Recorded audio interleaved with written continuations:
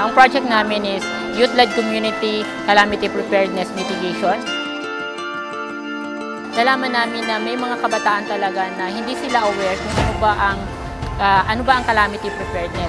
Nakita kasi namin nung nagkaroon ng Bagyong Paeng, nakita namin na kabilang sa mga naapektuhan ng bagyo ay ang mga kabataan.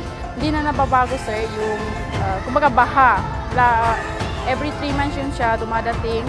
Nagpa-farm yung mga tao dito. Minsan na aabutan ng baha is wala na silang nakukuha o naaani. Example yung sa palay, yung sa mais, hindi siya naaani kasi nasasakop na siya ng baha tapos nasisira.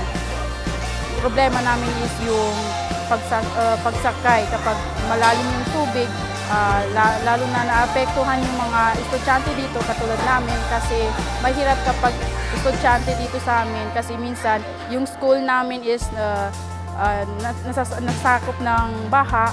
So nagkaroon kami ng idea na bakit hindi na lang namin bigyan ng mga ganitong uri ng mga activity ang mga kabataan para maging katuwang sila ng komunidad para paghandaan kung sakaling may mga darating man na mga kalamidad.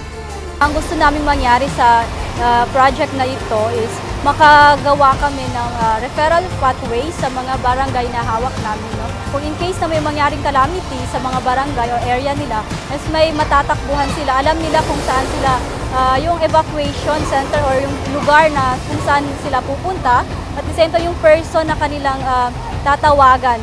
Ang natutunan ko ngayon is yung kumbaga paano maging preparedness sa bawat mga sakunang pwedeng dumating sa atin.